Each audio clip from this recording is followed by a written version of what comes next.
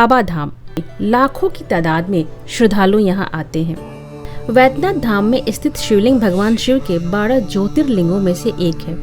ज्योतिर्लिंग 2 शब्दों से बना है। ज्योति मतलब प्रकाश और लिंग मतलब चिन्ह, प्रतीक। ज्योतिर्लिंग वे पवित्र स्थान है जहां भगवान शिव ने स्वयं को प्रकाश के रूप में प्रकट किया था।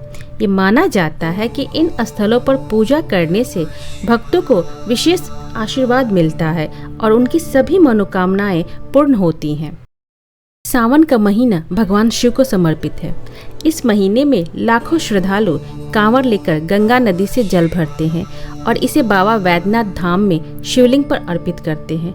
यह यात्रा कांवड़ यात्रा के नाम से जानी जाती है और श्रद्धालु बोलबम का जयकारा लगाते हुए सैकड़ों किलोमीटर पैदल चलकर अपने देवता के प्रति अपनी भक्ति प्रकट करते हैं। बोलबम सिद्ध मंत्र है। बम शब्द को ब्रह्मा, विष्णु, महेश और ओमकारा का प्रतीक माना गया है।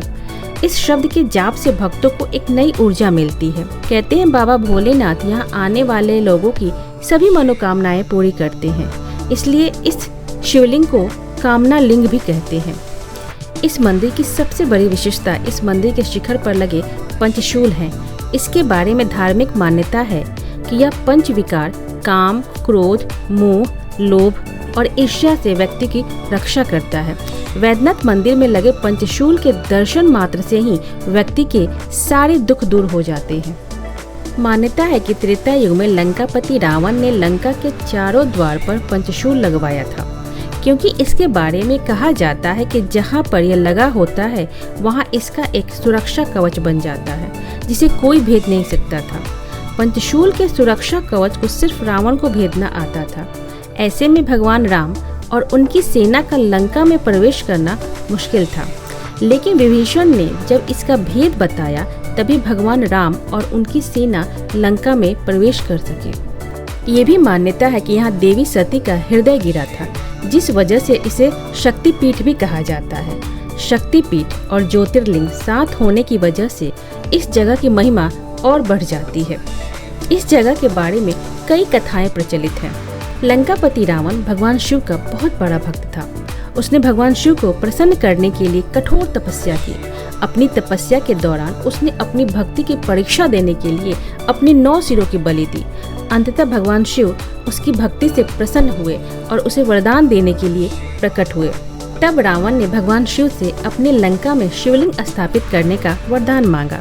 भगवान शिव ने उसे एक शिवलिंग दिया और उसे यह हिदायत दी कि वह इसे बिना कहीं रखे लंका पहुंचाए, अन्यथा वह शिवलिंग वहीं स्थापित हो जाएगा जहां उसे रखा जाएगा। रावण जब शिवलिंग को लेकर लंका की ओर जा रहा था तब सभी देवता चिंतित हो गए।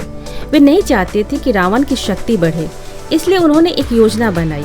भगवान विष्णु ने वरुण देव को रावण के पेट में जल भरने का आदेश दिया, जिससे रावण को लघु शंका महसूस हो, और भगवान विष्णु एक चरवाहे का रूप धारण कर वहां पहुंच गए जिस रास्ते से कामना लिंग को लेकर रावण लंका जा रहा था। जब रावण देवघर के पास पहुंचा तो उसे लघु शंका महसूस हुई।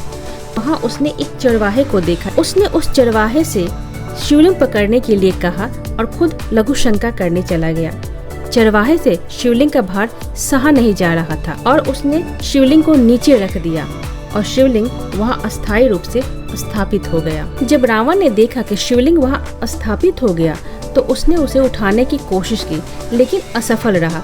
तब गुस्से में उसने अपने अंगूठे से शिवलिंग को जोर से दबाया, जिससे उसका अंगूठा अंदर धंस गया, लेकिन शिवलिंग टस से मस नहीं हुआ।